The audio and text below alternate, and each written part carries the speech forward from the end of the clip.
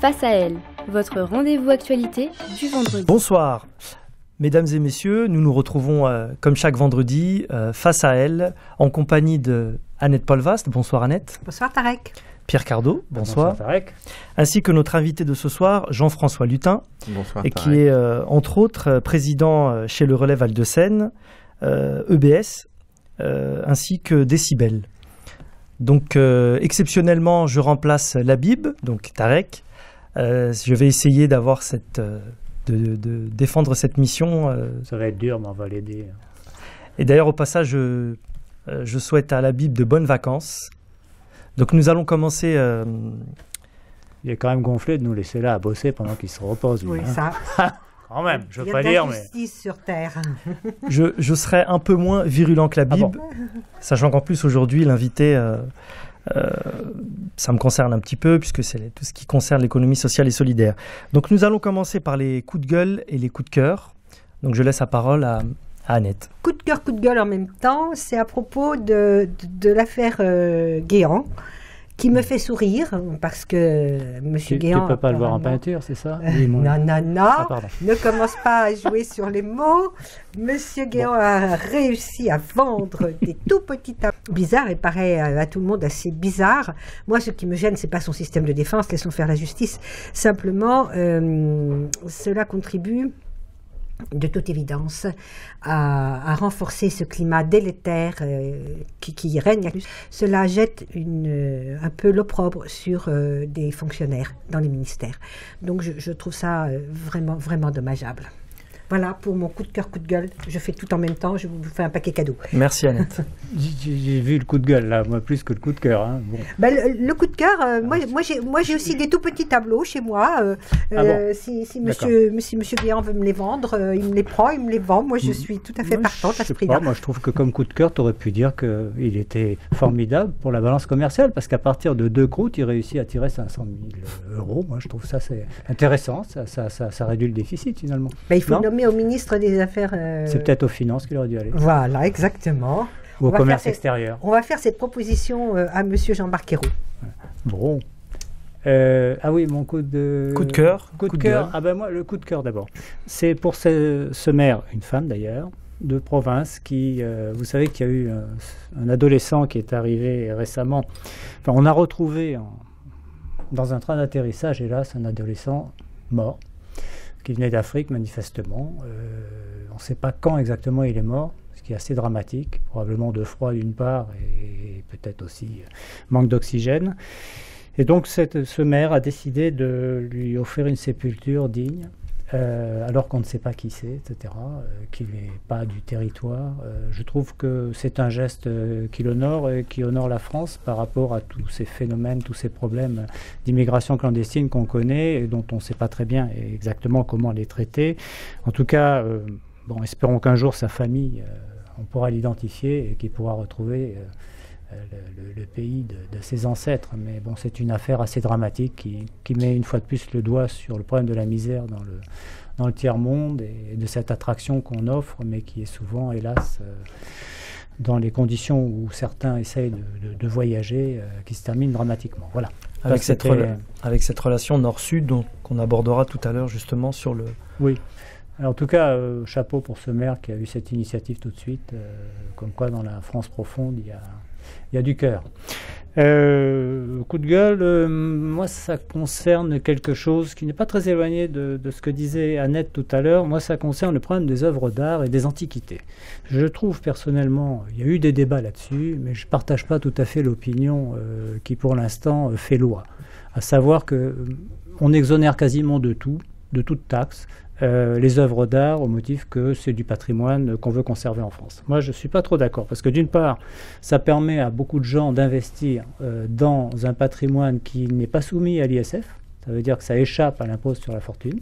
On peut donc avoir des fortunes considérables dans ce domaine qui sont placées et qui ne sont pas placées dans le domaine économique. Hein. Ce n'est pas la bourse, ce n'est pas dans une entreprise, ce n'est pas dans l'immobilier, c'est quelque chose qui est totalement, je dirais, non productif. Donc, pas à l'ISF. Sur la plus-value les 19% qui devraient aller au fisc, c'est exonéré, dans la mesure où, bien sûr, on les a conservés suffisamment longtemps. Il suffit de les garder 12 ans et c'est 0% sur la plus-value. Bon. Et puis, les prélèvements sociaux, ils y échappent, il y a 15,5% normalement. Ben, voilà. Alors, quand on sait la situation actuellement en France, les difficultés qu'il y a à équilibrer le budget, les charges qu'on impose aux entreprises en termes de charges sociales, l'impôt sur les sociétés, quand on sait sur les salaires aujourd'hui, sur l'impôt sur le revenu, les taux qui sont envisagés parce qu'effectivement il y a besoin d'avoir des recettes, moi je trouve cette situation relativement scandaleuse et je pense que maintenant il faudrait quand même que, notamment, il y a des gens au pouvoir qui sont bien placés pour connaître le sujet. Je pense que la famille Fabius est quand même très proche de ces milieux, la famille Berès aussi, elle est députée européenne, elle était même tête de liste il n'y a pas longtemps, la famille Sinclair et bien d'autres. Je pense que ce sont des gens qui ont un peu d'influence. Ils pourraient peut-être commencer, avant de juger les autres, par balayer un peu devant leur porte et envisager que cette législation soit modifiée. Voilà. Très bien. Jean-François. Alors moi, ça va être quelque chose de beaucoup plus courant. Ça va être à propos du téléphone. J'aimais bien, il y a quelques années, une publicité d'un fabricant de téléphone qui parlait de connecting people, donc d'essayer de faire se parler les gens ou au moins de communiquer. Et je trouve que plus on avance et plus, grâce au téléphone ou surtout à notre, je trouve, à titre personnel, à notre manque de savoir-faire avec les téléphones, on communique de moins en moins les uns avec les autres. C'est-à-dire très souvent qu'on est à la terrasse d'un café ou d'un restaurant, on constate que les gens passent leur temps à envoyer des SMS, recevoir des SMS, répondre à un coup de fil, envoyer un coup de fil. Ce qui fait que le moment qui devait être convivial autour d'un verre ou autour d'un plat dans un restaurant devient un moment où les gens ne discutent plus entre eux parce qu'ils sont occupés avec leur téléphone. Donc de grâce, si vous voulez essayer de rencontrer et discuter vraiment avec la personne qui est en face de vous, peut-être est-ce que vous pouvez couper votre téléphone quelques instants pour profiter vraiment de la rencontre. Voilà ce que j'avais envie de dire. Ça devient un outil de déconnexion. C'est un outil de connexion avec les gens qui sont loin, ça reste. Mais ce qui est bien d'un côté, ce serait dommage de perdre de la proximité avec les gens qui sont autour de nous parce qu'on veut être en connexion avec les gens qui sont loin. Donc, l'intérêt pour moi, c'est d'essayer de concilier les deux. Continuer à créer des relations avec les gens qui sont loin et surtout conserver les relations avec les gens qui sont proches. Alors, Tarek. Alors moi, mon coup de gueule concerne le rapport de l'IGAS, l'Inspection Générale des Affaires Sociales, sur l'Institut Pasteur. Donc je me questionnais en écoutant un peu ce rapport qui a vraiment été qui a posé en fait la question de ce qu'on peut appeler un jeu comptable, un exercice comptable, et qui questionne sur la transparence d'un institut comme l'Institut Pasteur. Et ce qui m'inquiète, et pourquoi j'ai choisi ce thème pour mon coup de gueule, c'est que dans un contexte économique et financier difficile, nos concitoyens continuent à donner, et en ayant cette information-là, est-ce que ça ne va pas justement freiner certaines personnes à se positionner, à se questionner sur ce jeu d'écriture qu'on peut expliquer par plusieurs raisons, par des choix financiers, par des choix économiques, par des choix stratégiques pour ne pas perdre des subventions publiques. Et c'était vraiment ça mon coup de gueule. Où on va avoir un peu dans cette ambiance un peu de suspicion, un institut Pasteur aussi honorable qui travaille sur des thématiques aussi importantes qui nous préoccupent tous, sur les questions de la santé, sur les questions d'avenir, avoir un peu cette suspicion, cette crainte, dans un contexte déjà assez tendu sur le plan politique, sur le plan... voilà un peu mon coup de gueule. Et mon coup de cœur, il est un peu choisi volontairement par rapport à l'invité, et puis aussi étant moi-même travailleur social dans l'hébergement d'urgence, c'est la création de 12 logements très sociaux, écologiques, à 200 mètres du Stade de France. Donc c'est aussi un petit clin d'œil à la Bib qui abordait, j'écoutais la dernière émission où il parlait des footballeurs et de Carambeu, qui a oublié, d'après ce que j'ai entendu, de régler certains impôts. Il n'est pas le seul. Oui. Beaucoup s'en foutent, si je puis dire. Joli. Vous dressez un beau tableau. C'est la balle au bon, ça, oui. Donc c'est Solidarité Nouvelle pour le logement, donc SNL, qui crée ces 12 logements, qui sont à la fois des logements à destination d'un public en grande précarité, donc l'insertion par le logement, et c'est aussi des logements écologiques. Donc c'est pour moi un coup de cœur de dire qu'aujourd'hui, dans un quartier comme celui du Stade de France, qui est en plein développement, qui a vécu un véritable boom sur le plan économique, il suffit de voir le prix du mètre carré, de pouvoir installer ces 12 logements-là, qui associent à la fois l'écologique et à la fois l'insertion par le logement à destination d'un public que vous connaissez et avec lequel vous travaillez au quotidien. Nous avons des coups de gueule et des coups de cœur aujourd'hui extrêmement sérieux. Là, parfois c'est plus rigolard, mais là c'est très sérieux. Oui, voilà. C'était la saison. Juste un truc sur les coups de gueule, parce qu'on dénonce pas mal de scandales en France en ce moment, et on dit finalement ça crée un climat délétère. C'est vrai. D'un autre côté, on a la chance d'être dans un pays où finalement ces scandales peuvent éclater, où ces affaires peuvent être jugées, où on arrive à les détecter. Il y a des pays où on n'entend rien, et pourtant il s'en passe des choses. Voilà, donc c'est juste pour de temps en temps remettre un peu, comme on dit, l'église au milieu du village. Et il faut voir le côté positif. Il y a le verre à moitié vide, mais il y a le verre à moitié plein aussi, quoi. Oui, mais peut-être... c'est vrai qu'on aimerait bien qu'il y ait moins de problèmes de ce type qui apparaissent, exactement. Mais au moins ils apparaissent. Ils ne sont pas cachés sous le tapis. Sous le tapis, on sait qu'il y a le parquet souvent. Il y a oui. Bon, voilà. Tout a été dit là-dessus. Donc Annette, le portrait de notre invité... Alors, le portrait de l'invité, je vais passer le ballon comme au rugby. Je fais une passe à mon ami Pierre Cardot, qui connaît Jean-Luc depuis longtemps. Oui, Jean-François Lutin. Depuis longtemps, oui, assez longtemps, effectivement. C'est un acteur qui est apparu sur le territoire chantelouvé il y a pas mal d'années, plus de 10 ans en tout cas. Alors, c'est plus un gamin, beaucoup plus jeune que moi quand même. Il a eu un parcours intéressant. Bon, évidemment, il a un nom de famille et puis, bon, il est du Nord, comme beaucoup d'ailleurs de ceux qui sont dans l'activité aujourd'hui qu'il représente, dont on va parler pendant cette émission. C'est assez amusant de voir, donc, dans ce secteur un peu particulier qu'est le socio-économique, où on a plutôt d'ordinaire l'impression qu'on va trouver des travailleurs sociaux qui se sont recyclés, parfois des gens un peu bizarres qui se disent « Tiens, c'est un secteur où on peut récupérer de l'argent, des subventions, on va peut-être pouvoir en tirer profit ». C'est un profil très différent. C'est quelqu'un qui a vraiment le profil chef d'entreprise. Il a la formation pour ça, puisque d'abord, il a un diplôme d'ingénieur qu'il a obtenu, c'est HEI. HEI. À l'IAE de Lille, il obtient un DESS. C'est pas rien. Diplôme d'études supérieures tout de même. Et puis, alors, j'ai vu qu'il a fait l'IESI à Paris. L'IHESI. L'IHESI, oui. C'est l'ancienne... c'est IHEDN maintenant. Oui, c'est ça. Bon, pas mal. Donc, un parcours assez éclectique. Et aujourd'hui, alors ce jeune homme, pour moi, par rapport à moi, c'est un jeune homme, il s'occupe effectivement de gérer l'entreprise dite le Relais Val-de-Seine, qui est installée dans la zone industrielle de Chanteloup, la zone des Cétons. Il s'occupe aussi, il a monté depuis un peu plus longtemps en fait, Espérance. Espérance, c'était en même temps que le Relais. Le Relais a démarré avant Espérance. Il a démarré avant Espérance, mais par contre, il me semble que tu étais sur Espérance avant d'être sur le Relais. Exactement. Et puis, je crois que dans tout ce qu'on peut regarder sur Internet concernant le Jean-François Lutin, donc il s'occupe aussi de Décibel, qui est une association intermédiaire. Il me semble quelque chose qui n'est pas apparu. Il me semble qu'il y avait aussi une entreprise d'intérim d'insertion. Non, il n'y avait pas Interinser ? Je ne sais pas si ça existe encore. J'ai été administrateur d'Interinser, mais je ne le suis plus aujourd'hui. Mais ça existe toujours à Chanteloup. Ouais. D'accord, voilà. Donc, plein de trucs. Des fois qui s'ennuieraient. Voilà. Je crois aussi que pendant ses temps de loisirs, il habite une petite commune dans le Val d'Oise. Non, c'est Yvelines. Dans les Yvelines. Oui, c'est à la frontière. Oui, c'est vrai. Juste à la limite. Oui, juste à la limite. Oui. Où il est conseiller municipal. Je le fus, oui. Tu l'as plus? Non, j'ai arrêté. Bon, c'est vrai que tu avais déjà de quoi t'occuper pareil. Bon. Niveau limite de travail. Oui, non, mais il bosse tout le temps.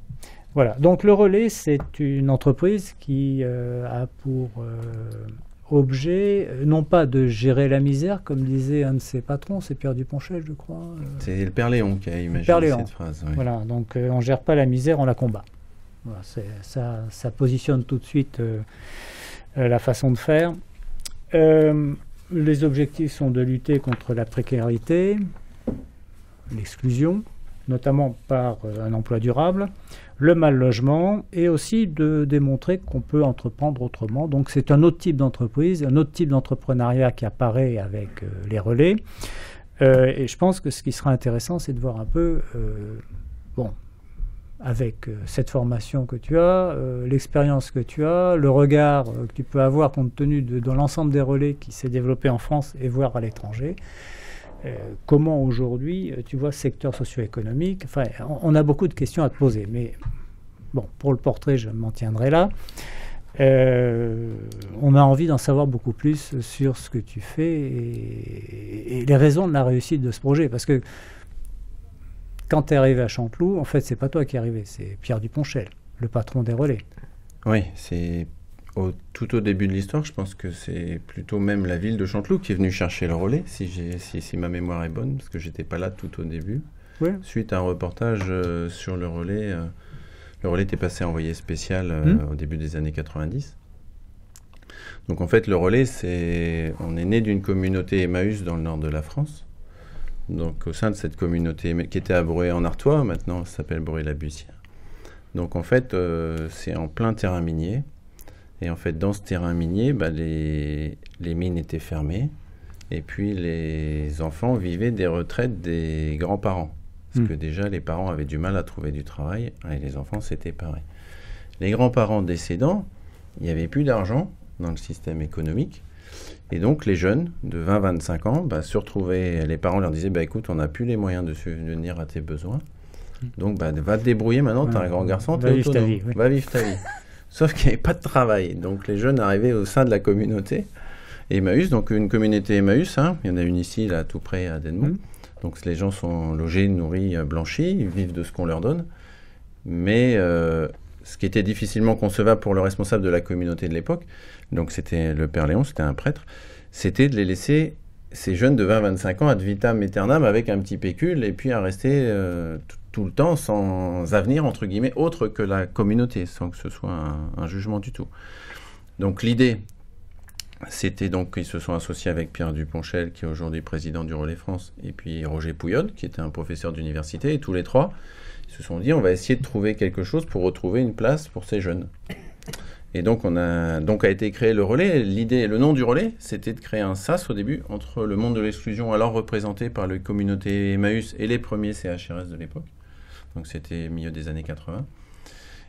Et puis, pour les ramener dans le système classique de l'entreprise, pour qu'ils reprennent la vie de monsieur et madame tout le monde.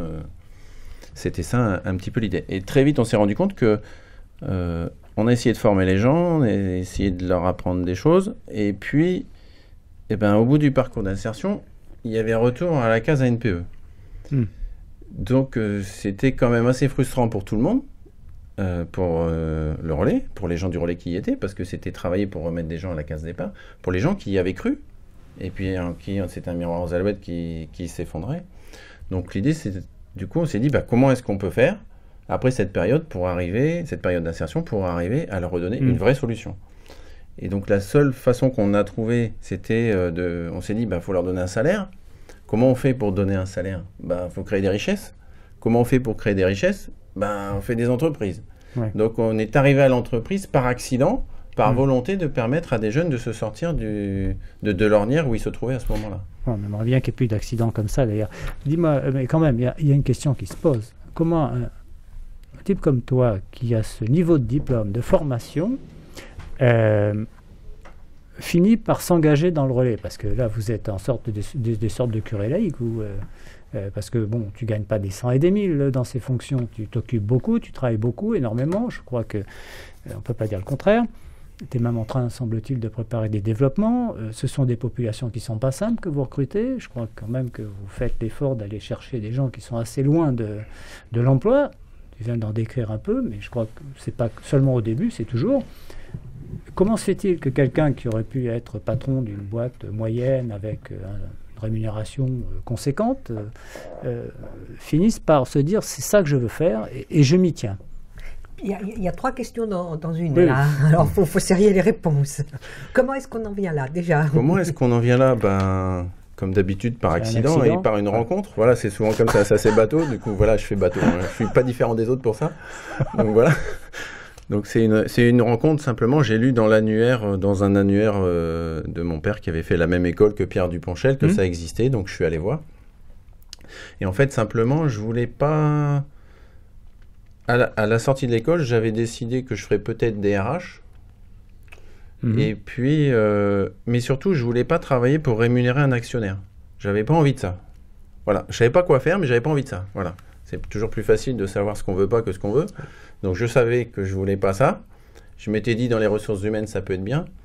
Et puis voilà. Et je suis tombé sur le relais par accident. Et c'est comme ça que quand je suis allé, j'ai fait mon service national au sein du relais. Donc merci Bernard Tapie parce que c'est lui qui avait inventé les services à la ville à l'époque. Donc j'ai fait mon service national dans ce cadre-là. Et j'y suis resté. Et en même temps, j'y suis resté au début parce que j'ai bien vu que le fonctionnement était différent. C'est-à-dire qu'on fait des réunions régulières de tous les salariés, on donne les chiffres économiques aux salariés. C'est-à-dire le compte de résultat de l'entreprise est présenté aux salariés une fois par mois, recettes, dépenses. On essaye de faire en sorte que chaque personne soit un acteur et non pas subisse son poste. Parce que les gens qui ont souvent eu un accident de vie, ils sont aidés par un travailleur social, par une assistante sociale, par le secours catholique, enfin par des tas d'associations, mais à chaque fois, c'est souvent de l'assistanat.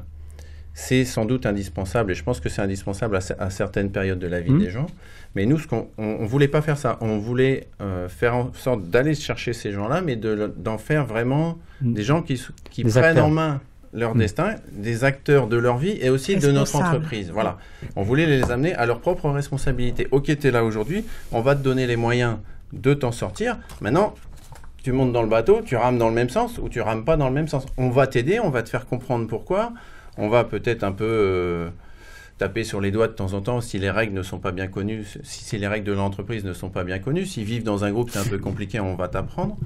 Mais voilà, l'idée, c'est d'en faire des gens responsables et autonomes de façon à ce que le jour où ils nous quittent, s'ils souhaitent nous quitter, ils puissent être autonomes et, j'allais dire, apparemment, donc, il y a participation forte à l'information des salariés dans ce qui se passe dans l'entreprise, mais il semblerait quand même que les règles telles qu'elles sont envisagées au relais ne sont pas obligatoirement celles qui étaient en accord avec ce que souhaitait l'inspection du travail par moment. Je crois qu'il y a eu quelques conflits ce qui est à une époque. Oui, c'est vrai, il y a eu des conflits, mais ce qui est difficile en fait, c'est que aujourd'hui, on a soit le monde associatif, soit le monde de l'entreprise.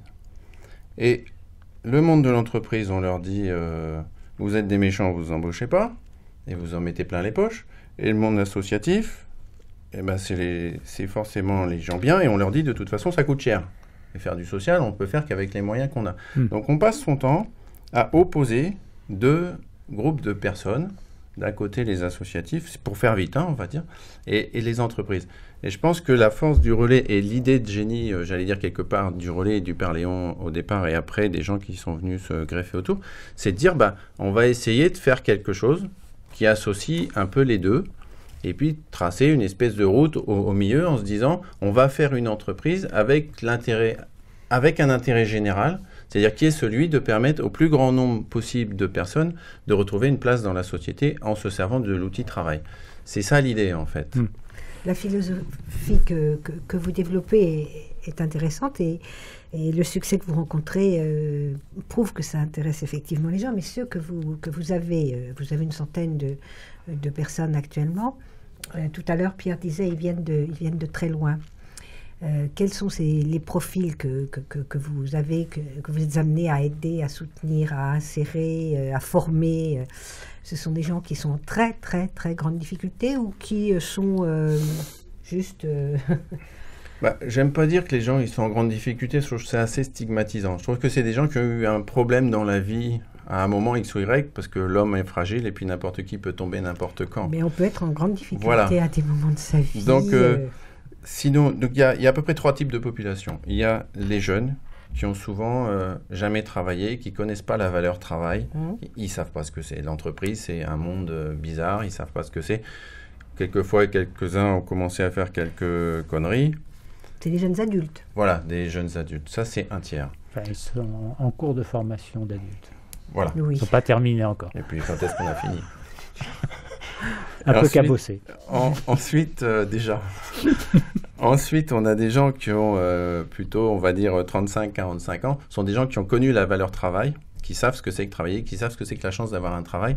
Seulement, ils ont eu un accident dans leur vie. Un accident de parcours. Ils ont eu un accident de parcours, quelque chose. Donc, eux, ils ont la chance de savoir ce que c'est que le travail. Ils ont un accident de parcours, il faut remonter la pente.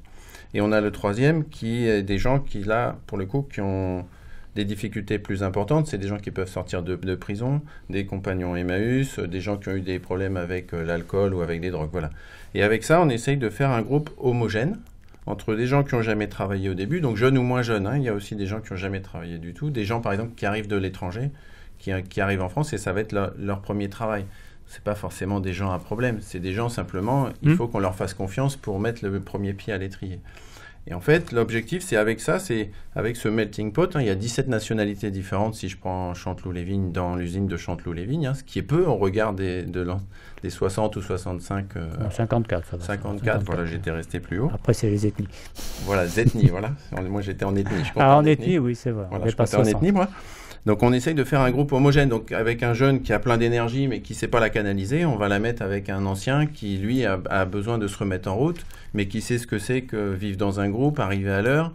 Et le jeune va lui filer un peu d'énergie, lui va canaliser. Et ensemble, on va en faire un binôme qui tient la route. Voilà, donc tout l'art de ce genre d'entreprise, c'est d'arriver à faire monter les blancs en neige, en fait. Voilà, c'est ça. Ce que vous abordez, c'est dans l'économie sociale et solidaire, c'est travailler sur les savoir-être pour les rapprocher le plus possible de l'entreprise et du monde. Mais moi, j'ai envie de dire, il y a une réalité, elle est économique. Comment vous arrivez aujourd'hui à dégager une plus-value, on va parler en termes financiers, même si c'est à but non lucratif, puisque vous réinvestissez au quotidien, dans un contexte économique qu'on connaît, difficile, tendu, ou dans un pays où l'économie sociale et solidaire, notamment au travers du développement durable et de tout ce qui est recyclage, a un petit peu de retard, on peut le dire, par rapport à d'autres pays. Quelles sont vos recettes, en fait, pour tenir, j'ai envie de dire, économiquement ? Il n'y a pas de miracle, c'est le travail. C'est-à-dire qu'on est des entreprises. Juridiquement, on est des SCOP. Donc, ça veut dire que c'est les salariés qui ont le pouvoir dans l'entreprise. Je suis élu par les salariés, le conseil d'administration est élu par les salariés. Et les subventions chez nous, c'est 10% du budget. Donc, voilà. Et l'objectif, c'est d'arriver à faire des résultats qui fassent qu'on n'ait plus besoin de subventions parce que je ne sais pas combien de temps l'État va continuer à nous donner des subventions au rythme où ça avance. Donc, je pense que ce qui fait qu'on y arrive aujourd'hui, une des raisons, c'est que justement, on a essayé de responsabiliser chaque personne de l'entreprise à son niveau. C'est-à-dire que les comptes de l'entreprise étant transparents, on fait des réunions hebdomadaires où on traite des problèmes de chacun. L'ordre du jour est libre, donc chacun met ce qu'il veut. Donc chaque personne est acteur de son poste de travail et voit son résultat économique parce que chaque mois, on lui dit, voilà, t'as trié ça, ça a coûté ça, on a vendu ça, donc c'est positif, c'est pas positif. Et toi, dans ton poste de travail, si tu fais ça, regarde, ça va faire augmenter les recettes de ça. Donc en fait, on essaye de faire en sorte que chaque personne soit acteur de son emploi et puisse en mesurer directement l'impact sur les comptes de l'entreprise. Et je pense que c'est ça qui fait que ça marche. Et quand on a un problème dans l'entreprise, c'est pas Jean-François Lutin qui va trouver la solution. Évidemment, j'ai des idées, mais on va donner le problème aux 100 salariés. On va faire des petits groupes. On va remonter toutes les idées. À la fin, évidemment, je vais prendre la décision. Mais seulement, l'idée, elle viendra sans doute pas de moi parce qu'il y aura 100 cerveaux qui auront travaillé dans l'entreprise à trouver la solution. Et je pense qu'une des raisons pour laquelle on passe à travers les crises pour l'instant, c'est parce qu'on essaye un petit peu à la fois de mobiliser tous les cerveaux dans l'entreprise. De gens avec difficulté ou pas difficulté, on s'en fout. Tout le monde a des idées et on y va. On essaie de tous tirer le bateau dans le même sens. Il n'y a plus d'actionnaires qui investissent, il y a que des acteurs qui s'investissent, c'est ça ? Exactement. Voilà. Vous avez parlé, allez-y.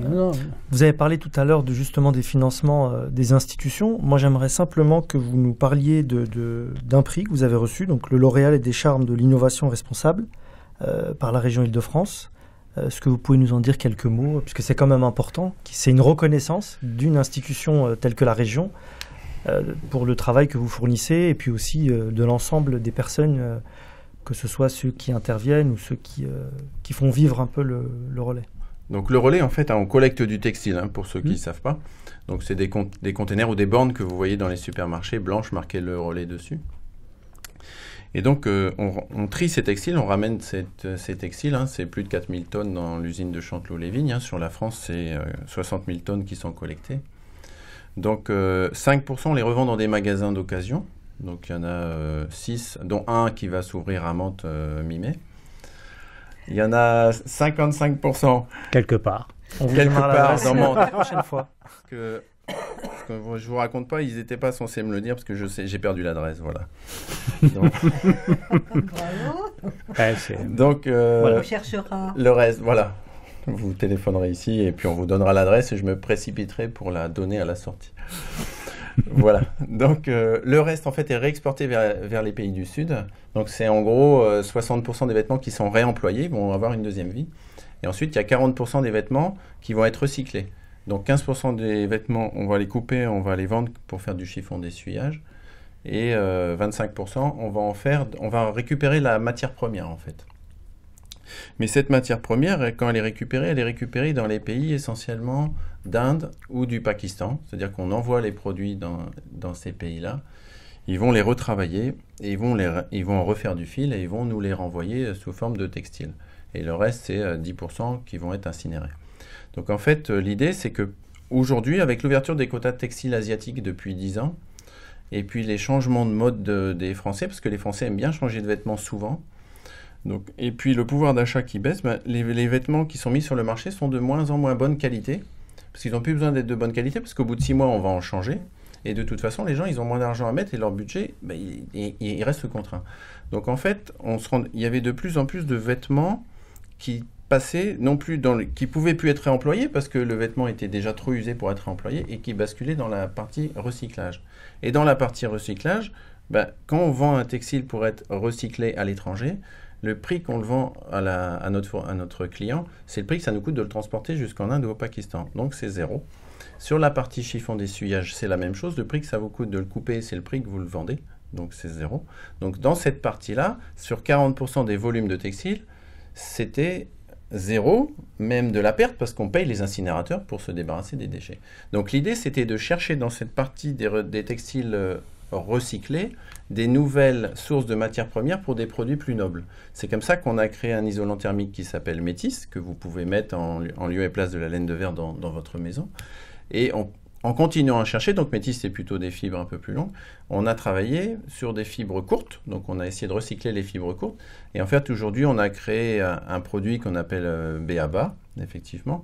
Donc en fait c'est tout objet un peu, même votre chaise de camping, j'allais dire par exemple, ou n'importe quel objet que vous aimez mais qui est un peu passé, qui est un peu usé, on va vous le floquer, c'est-à-dire on va mettre de la colle et dessus on va projeter des fibres courtes recyclées qui vont être colorées à la couleur que vous souhaitez et ça vous fera un petit objet un peu design, un peu sympa, ça lui donnera une deuxième vie. Au poil, oui.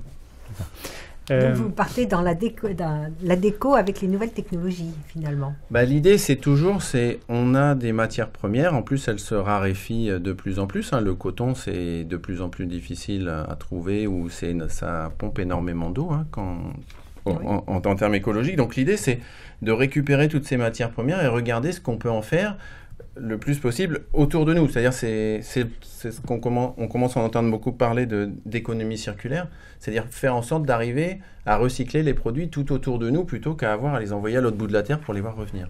Alors, cette nouvelle technologie-là que vous appelez le flocage, oui, qui peut être apparemment mise sur n'importe quel objet plus ou moins ancien, plus ou moins moderne, vous le voyez quel avenir ? Est-ce que c'est porteur d'emploi ? C'est une nouvelle technologie. Est-ce que ça va créer de nouvelles usines ? C'est un nouveau système ? Ou bien alors ça va rester plus confidentiel ? Je ne sais pas. Ce qui est sûr, c'est qu'en termes de collecte textile, on peut créer des milliers d'emplois en France aujourd'hui. Aujourd'hui, en France, on collecte 150 000 tonnes de textile, il y en a 600 000 à aller chercher. Donc il y en a 450 000 dans les poubelles avec lesquelles on pourrait faire des emplois, on peut créer 5 000 emplois 12 demain. kilos par Français, c'est ça ? 12 kilos par an par habitant. Donc on entend des ministres qui cherchent partout des sources d'emploi, il y en a. Voilà. Sur ça, c'est clairement plusieurs milliers d'emplois sur la France. Mais est-ce que, justement, le problème que vous soulevez, est-ce que c'est pas lié aussi à un manque qui existe actuellement et qui malheureusement risque de se développer, un manque de cadres, un manque d'ingénieurs comme votre parcours dans le développement de l'économie sociale et solidaire. Parce que quand je vous entends parler, vous avez un discours d'entrepreneur. On aborde l'innovation, on aborde l'aspect social, vous travaillez avec un designer justement pour toutes ces choses-là. Est-ce qu'on n'a pas cette difficulté justement à développer l'économie sociale et solidaire, puisqu'on manque de cadres aujourd'hui, et qui dit manquer de cadres dit manquer de formation aussi. De formation, on a par exemple sur le Mantois une licence chargée d'affaires en vente de solutions durables. Pour les avoir rencontrés, les étudiants, pour la plupart, l'économie sociale et solidaire, ça leur parle pas trop. Je sais qu'à Sciences Po, ils ont eu quelques heures destinées, 6 heures je crois, dans leur cursus destiné à l'économie sociale et solidaire. Est-ce qu'il n'y a pas justement une carence, un manque si on ne comble pas ce manque, on va passer à côté justement de cette richesse en termes d'emploi, mais aussi en termes un peu de réconcilier, j'ai envie de dire, le côté travail, la noblesse justement de pouvoir recycler, et encore une fois, la formidable création de ces emplois dont on bénéficie ici dans la vallée de la Seine. Je suis assez d'accord, je suis même complètement d'accord avec ça en fait. J'ai fait une école d'ingénieur, après j'ai fait un 3e cycle de gestion. Dans les écoles d'ingénieurs, au moins il y a quelques années où j'y étais, dans les écoles de commerce, au moins à l'époque où j'étais, on nous apprend à faire de l'argent. Oui. Point. C'est-à-dire que, et quand vous sortez de l'école, si vous n'avez pas un minimum de salaire, eh bien, il ne faut pas le prendre. Parce que vous allez dévaloriser la valeur de l'école. Donc, si vous décidez, comme les salaires au relais, c'est maximum de 1 à 3. Donc, si vous donnez votre salaire, ça va rentrer dans les statistiques de je ne sais quel journal économique qui va dévaloriser l'école. Donc, aujourd'hui, on est valorisé comme ça. Et moi, je suis convaincu qu'il y a des tas de jeunes qui sont prêts à se lancer, à faire des entreprises avec un but d'intérêt général, mais seulement, ils ne savent pas que ça existe. Et le cadre, il n'existe pas forcément. On trouve un peu les scopes, c'est vrai, mais aujourd'hui, nous, au sein du relais, on a créé ce qu'on appelle l'entreprise à but socio-économique, c'est-à-dire un statut d'entreprise où c'est clairement affiché que le but de l'entreprise, c'est de créer, c'est de travailler dans l'intérêt général, c'est pour créer le maximum d'emplois possible. Et aujourd'hui, ce cadre, il n'existe pas. Donc, pour des jeunes qui veulent démarrer, c'est compliqué de démarrer tout seul en disant « je vais faire une entreprise pour l'intérêt général ». Ok, avec quel statut, avec quel argent? Encore, l'argent, on va le trouver. Là, il y a 20 milliards sur la table en ce moment, donc on va bien finir par récupérer un bout pour l'économie sociale et solidaire. Mais je pense qu'il manque d'un cadre juridique pour permettre ce genre d'entreprise. Et puis aussi,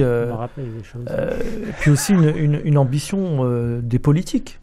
Actuellement, un gouvernement qui devrait justement s'investir, s'engager, et puis aussi aller plus loin, que ce soit sur les questions justement de ces niches qui peuvent permettre de créer de l'emploi. Mais mais l'économie sociale et solidaire, en fait, n'en est qu'à son début. Nous sommes dans une crise. Une crise, c'est un début, une fin. Je ne sais pas quand est-ce qu'on verra la fin. Ce qui est sûr, c'est qu'on va être amené à changer nos moyens et nos méthodes de consommation. Donc, l'économie sociale et solidaire, de mon point de vue, commence à se structurer un peu, mais elle n'en est qu'au début. Donc, il faudrait pouvoir voir et juger et jauger ça sur les 10 ans qui viennent, pour voir si les jeunes, effectivement, vont s'investir là-dedans. Mais à mon avis, de gré ou de force, on sera obligé d'y aller, et les jeunes entrepreneurs seront obligés de s'engouffrer dans sur cette Pierre est dubitatif. Oui, parce que, d'abord, 90, je rencontre Pierre de Saint-Aignan, connu de Jean-François Lutin, puisqu'il vient du Nord. C'était le directeur de cabinet de Martine Aubry, c'est l'ancien patron directeur général de Darty. Enfin bon, c'est lui qui va nous amener le premier plan local d'insertion par l'économique à Chanteloup. Bon, on est déjà dans la recherche, pas seulement du social, de la recherche d'emploi, on est dans la recherche du socio-économique et des projets un peu à cheval sur l'économique et le social. 94, on sort un rapport sur 500 000 emplois à l'Assemblée qui pourraient être créés dans le domaine de l'utilité sociale d'une part et du socio-économique. Je veux dire, il y a sans arrêt la volonté il y a la recherche d'un statut de l'économie, de l'entreprise socio-économique, à but socio-économique, qui n'a jamais pu passer à l'Assemblée. Jamais il y a pu y avoir une proposition de loi qui émerge dans ce domaine. Il y a eu des tentatives, on a essayé, ça ne prend pas. Ça n'est pas connu, ça n'est pas reconnu. Donc ça ne date pas d'aujourd'hui, et pourtant c'est sûrement un secteur qui peut générer pas mal d'emplois sans pour autant générer un coût pour la société qui soit aussi important que celui du chômage. Est-ce que c'est pas parce qu'on oppose justement l'aspect économique à l'aspect, comme vous le disiez tout à l'heure, associatif? On le voit par exemple avec l'image qu'ont les épiceries sociales, l'image qu'ont certaines structures, où on est un peu dans Je pense qu'il y a... Ceux qui regardent ce secteur sont souvent originaires du travail social et qu'ils ne sont pas prêts à gérer ce type de structure. Et puis il y a un problème. Il l'a dit lui-même. Il est tombé dedans par accident. Il avait une formation, son père connaissait et les relais, quelque part, ça existait déjà. Moi, ce qui me pose problème, c'est comment se fait-il qu'il existe autant de secteurs qu'on a progressivement perdus en termes d'activité en France parce qu'ils étaient peu ou pas rentables et qu'on ne se soit pas penché sur la question de savoir comment on pouvait régénérer des emplois à partir d'eux, sachant que puisque ce n'est plus rentable et que c'est donc plus soumis à la concurrence, il n'y a pas de problème pour les subventionner. On n'aura pas de problème avec l'Europe. Donc là, il y a tout un travail à faire, simplement il y a des études à lancer. Mais jusqu'à présent, je n'ai vu aucune étude profonde sur quels sont les créneaux dans lesquels on pourrait se lancer pour développer des emplois dans le domaine socio-économique. Il n'y a pas d'études scientifiques là-dessus. Pourtant, on a différents organismes qui pourraient peut-être y contribuer. Ça n'a jamais été fait. Et il y a des expériences. Quand vous dites à Jean-François Lutin, c'est quoi demain? Est-ce que c'est rentable ce que vous préparez, ce flocage, etc. Peut-être, on ne sait pas. Ils essayent. Ils expérimentent. Mais c'est parce qu'ils sont acteurs qu'ils expérimentent, parce qu'ils savent qu'il y a un besoin, parce qu'ils se sont lancés. Mais comment se fait-il avec toute la matière grise qu'on a en France, toutes ces institutions qui sont capables de faire de la recherche, qu'on ne soit pas capable de dire, voilà, il y a un ensemble de secteurs sur lesquels ce qui se passe pour le textile, c'est possible. Voilà. Et là, il nous faut des chefs d'entreprise. Quand on aura défini les créneaux, on saura qu'il y a des débouchés et on pourra peut-être engager les formations. Pour l'instant, vu qu'on tourne en rond, à part les acteurs qui ont pris le risque d'aller dans ce secteur, je crois qu'on a un vrai problème, c'est que ça intéresse ceux qui sont vraiment dans le bain, ceux qui sont dans les quartiers, ceux qui sont autour des poches de chômage, qui ont envie vraiment de s'investir pour les lancer. Ils sont acteurs individuels, mais collectivement, il n'y a pas une volonté, j'ai l'impression. Enfin, moi, c'est ça qui me choque un petit peu, c'est que ces expériences ne font pas l'objet d'évaluation. Or, si on fait de l'expérimentation, il faut évaluer, et à partir de ces évaluations, dire, tiens, ce qui se fait pour le textile, on peut l'envisager pour ça, et on peut structurer. Et une fois que vous structurez, vous reconnaissez le secteur. Pour l'instant, il n'est pas reconnu. Il n'y a pas eu d'études réelles, sérieuses. Oui, mais avec la crise, il n'y a pas un statut. Comme disait Jean-François tout à l'heure, avec la crise, on ne sait pas quelles seront les subventions et les aides venant de l'État ou des différentes administrations. Donc ça va obliger à faire des bilans, à voir ce qu'il y a de positif, de négatif, ce qu'il faut abandonner, les hiérarchies qu'il faut établir, ce qu'il faut laisser tomber éventuellement. Et ça peut se structurer de cette façon. Là, je ne dis pas vive la crise, qui va permettre au secteur de se développer, c'est pas ça, mais je pense que ça va permettre de bouger, de réfléchir et d'approfondir.